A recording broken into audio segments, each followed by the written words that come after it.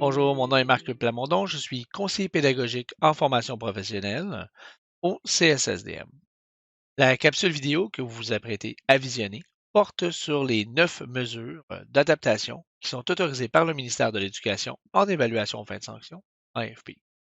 Elle a été réalisée à l'intention des enseignantes et des enseignants de la formation professionnelle du CSSDM dans le cadre de la journée pédagogique institutionnelle de novembre 2020. Elle représente notre interprétation de la liste des 9 mesures d'adaptation autorisées en évaluation en AFP. Lors du visionnement, j'attire tout particulièrement votre attention sur les mesures d'adaptation elles-mêmes et sur la façon dont elles pourraient être utilisées ou appliquées ou mises en place lors de l'évaluation et l'enseignement de votre métier. J'attire aussi votre attention sur l'analyse concertée des besoins des élèves, étape essentielle à toute mise en place de mesures d'adaptation en formation professionnelle. En terminant, je vous rappelle que les mesures d'adaptation ne diminuent en rien les exigences permettent d'évaluer la manifestation des compétences en FP. Au contraire, elles permettent d'atténuer les obstacles, souvent de nature scolaire, qui s'interposent entre nos élèves et leur succès. Sur ce, je vous laisse avec ma collègue Amélie Jeté, conseillère pédagogique pour les élèves ayant des besoins particuliers en formation professionnelle. Bon visionnement.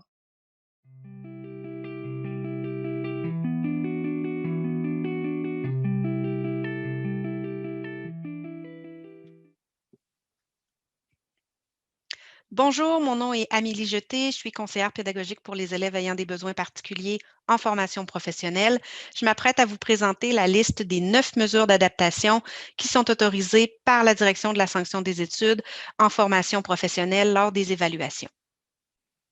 Laissez-moi tout d'abord vous présenter mes deux collègues, Marc Plamondon, conseiller pédagogique, et Véronique Ross, psychoéducatrice. La présentation que je m'apprête à vous faire a été préparée en collaboration avec eux et ensemble, nous formons l'équipe EBP qui vient en soutien au Centre de formation professionnelle du Centre de services scolaires de Montréal. La liste ministérielle des 9 mesures d'adaptation a été diffusée pour la première fois en juin 2019 et est effective dans tous les centres de formation professionnelle de la province depuis le 1er juillet 2019. Le ministère a délibérément choisi de ne faire qu'une seule liste qui s'applique tant en théorie qu'en pratique. Évidemment, selon le contexte, il y a des nuances, des questions à se poser. C'est ce que je vais vous présenter dans les prochaines diapositives. Mais ce qui est important d'avoir en tête dès le départ, c'est que si, après l'analyse des besoins d'un élève, on en arrive à la conclusion qu'on devrait mettre en place une mesure qui ne figure pas sur cette liste-là, à ce moment-là, il va falloir acheminer une demande à la direction de la sanction des études. Important à ce stade-ci de faire la distinction entre une bonne pratique et une mesure d'adaptation. Et si on est vraiment devant une mesure d'adaptation, ben c'est à ce moment-là qu'il faudra passer par la direction de la sanction des études. Il y a 3 valeurs fondamentales qui sont à l'origine de cette liste de mesures-là, donc des valeurs qui ont été mises de l'avant par le ministère pendant tout le processus réflexif qui a été fait en collaboration avec des acteurs du milieu de différents centres de services scolaires. Alors, la première, on est vraiment dans une perspective d'atténuation des obstacles. Ensuite, on souhaite maintenir le respect de l'épreuve telle qu'elle a été initialement conçue. Et finalement, la pratique autonome du métier doit toujours être en toile de fond des réflexions qu'on se fait en lien avec les mesures d'adaptation en évaluation AFP. Quelques pistes à avoir en tête lorsqu'on se questionne sur la mise en place de mesures d'adaptation. Premièrement, santé-sécurité. Très important, évidemment, une mesure d'adaptation ne peut pas venir compromettre la santé ou la sécurité. Ensuite, d'avoir comme repère le seuil d'entrée sur le marché du travail.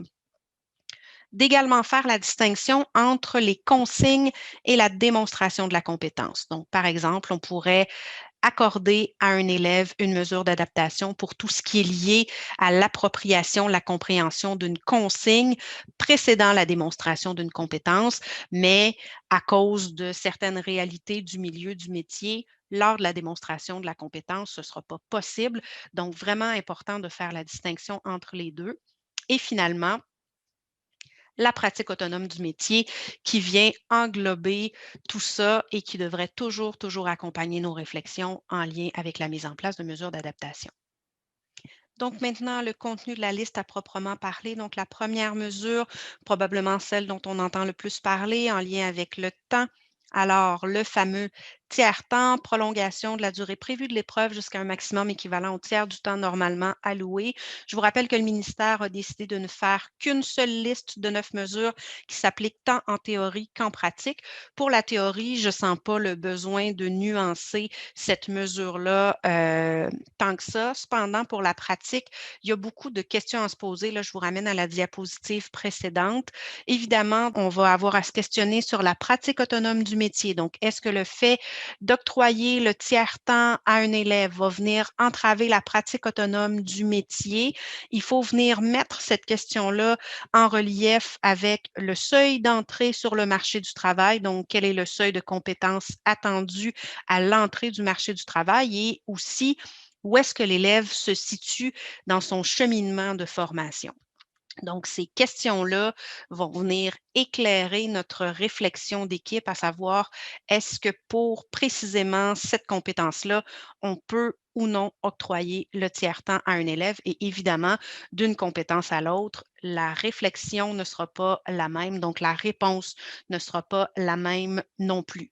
Je reviens aussi avec la consigne par rapport à la démonstration de la compétence. Donc, si on en vient à la conclusion que c'est pas possible d'octroyer le tiers-temps à un élève dans la démonstration de la compétence, bien, peut-être que pour tout ce qui est compréhension de la mise en situation, appropriation de la question, compréhension de la tâche, bien là, le tiers-temps, si ça répond aux besoins de l'élève, pourra lui être accordé.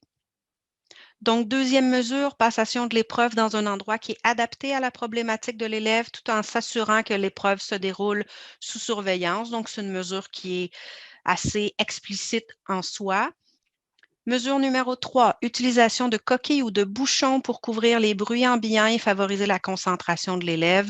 J'attire votre attention ici sur tout ce qui est en lien avec la santé et la sécurité. Bien évidemment, si ça présente un danger pour l'élève ou pour les autres que de s'isoler et de ne pas entendre les bruits ambiants dans la réalisation d'une tâche, bien, cette mesure-là ne pourra pas être permise à l'élève.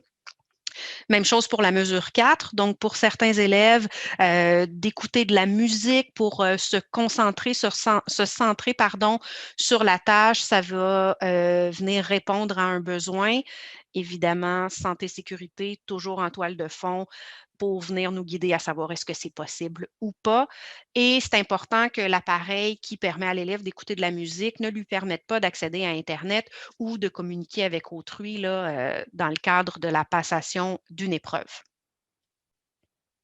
Mesure numéro 5, donc utilisation d'un ordinateur. 3 conditions à respecter. Accès à Internet uniquement lorsque on est dans des épreuves pour lesquelles cet usage est prévu. Logiciel de correction, même chose seulement lorsque c'est prévu dans l'épreuve.